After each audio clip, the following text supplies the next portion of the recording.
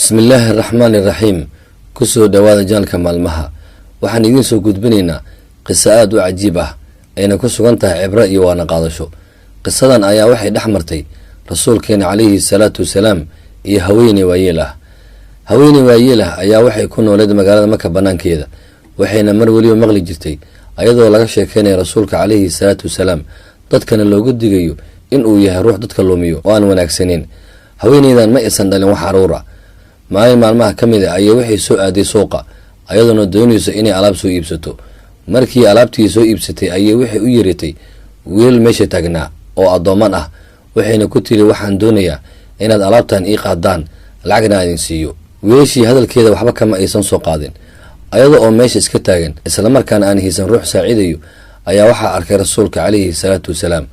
wuu u yimid kadibna wuxuu ku yidhi musaacado miyaad u baahan tahay? waxay ku tiri haa. kadib rasuulka calayhi salaatu wasalaam alaabtii ayuu u qaaday isaga oo la luweynayo, wuxuuna u geeyey gurigeeda. haweeneydii markii aragtay rasuulka calayhi salaatu wasalaam naxariistiisa iyo sida uu ugu dhimrinayo ayay waxay ku tiri wiilkayga, waxaan kugu abaalgudo ma hayo wanaaggii aad ii samaysay, balse waxaan ku siinayaa nasiixo qaali ah.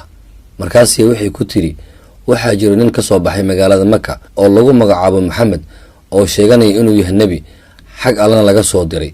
haddii aad aragto ninkaas iska ilaali, waa nin beenlow ah oo saaxir ah, dadkana luuminayo. rasuulka calayhi salaatu wasalaam wuxuu ku yidhi haweeneydii, bal ka waran ninka laguu sheegay haddii aan aniga ahay. haweeneydii aad ayay u yaabtay, waxayna garaweysa waxay tidhaahdo. kadib waxay ku dhawaaqday shahaadiinka, waxayna tidhi ashhadu an laa ilaaha ila allah wa annaka rasuulullah. sidaa ayay kusoo islaamtay. qisadani waxaynu ka faa'iideynaa akhlaaqda rasuulkeena calayhi salaatu wasalaam iyo sida uu dadka ula dhaqmi jiray. kama uusan kibrin rasuulka calayhi salaatu wasalaam in haweeneydan waayeelka uu saacido, islamarkaana uu adkaysto hadallada xunxun ay ku dhehayso.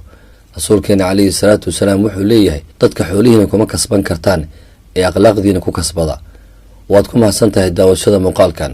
haddii aad ka cusub tahay janalka maalmaha, fadlan sabskaraab dheh, gamaylkana riix si ay kuu soo gaaraan waxyaaba cusub aan soo dhigi doono. mahadsanid.